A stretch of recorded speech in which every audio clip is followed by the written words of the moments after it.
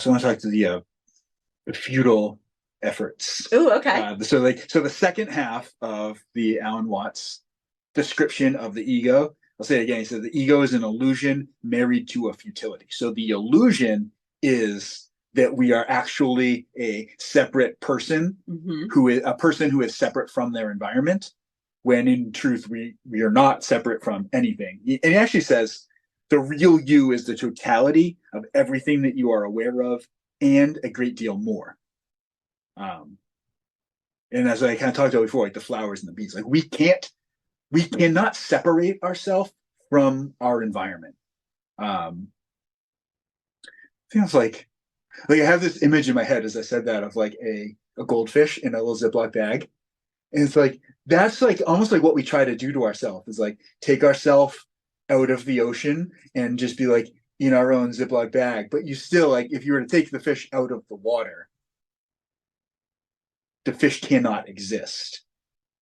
So a fish needs to be in water, just like we need to be out of water and in the air, in the oxygen, in the environment, or we don't exist. So it's a part of who we are. We're also all interconnected, and we're all the same. We are all. It's just one consciousness, and that we'll get to that more in other episodes because it's just too much to talk about now. But I like to even thinking of ourselves as individual people. We still can't be separated from the rest of our environment. Like we're everything that we're aware of, plus more than that. Like I was saying before, we're not aware of our heartbeat or like the blood flowing through our body or the lymph or our digestion until something goes wrong, which is really interesting. Like nobody is ever aware of their eyes until like they got something in their eye or their vision's a little bit blurry, or they're not aware of their ears. You just hear until you have problems hearing, or you hear like a ringing in your ears, and it's like, oh, what's going on with the ear? It's the first time you think about your ear all day.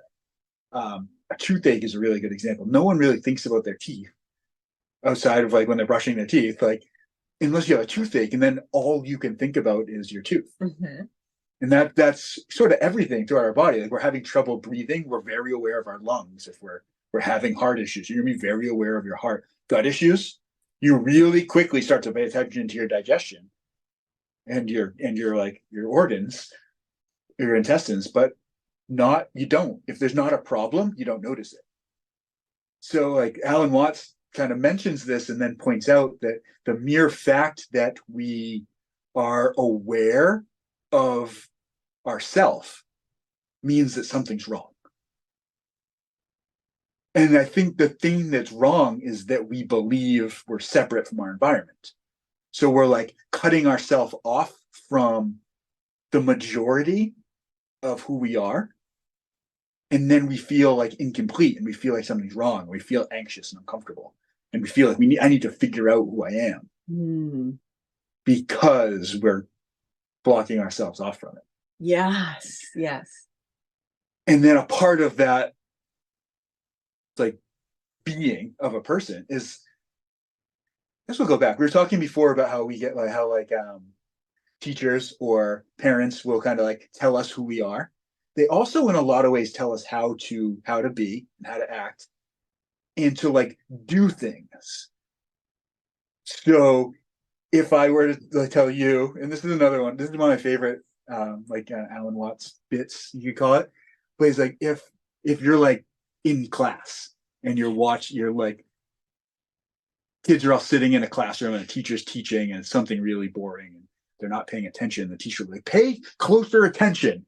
And the kids will all have to like look and squint and stare and like, and like how do you pay closer attention to something? you can't we squeeze and we tense up, or it's like look closely at this and you like squint your eyes, even though squinting your eyes like makes your vision blurrier. Like you don't actually see better, but it gives the illusion of looking, or like you like listen to me, and it's like okay, and you like turn your ear toward them, or like squeeze your ear.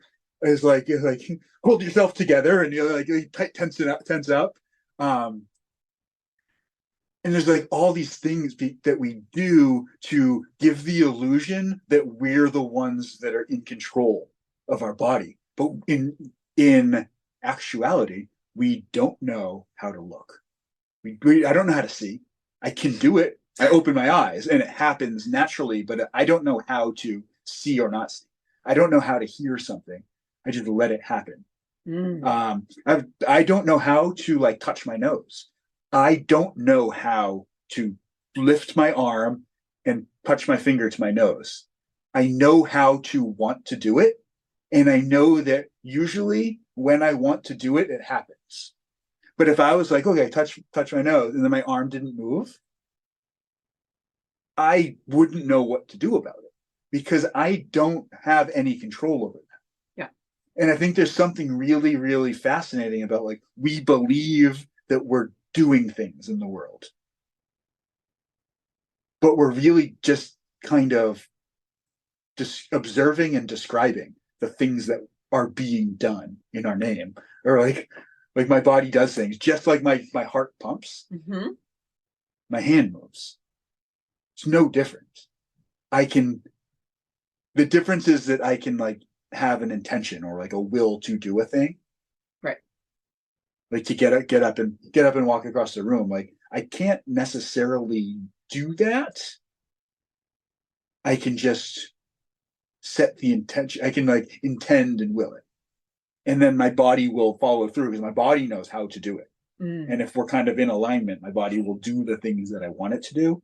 But also like sometimes like we have arm spasms. And like so every time my arm moves isn't because I told it to. Sometimes like you'll be laying in bed, like half asleep, and like you just gotta scratch your face and you never thought to yourself like, oh, I have an itch, I need to scratch it. You just kind of do it, or you'll adjust things and move things. Like we do that. We go through our day and we do things. Who's doing them? Like I don't like so like am I the ego that's in control and like manipulating my body, or am I just an observer of my body who is really, really quick to take credit for things? I don't know.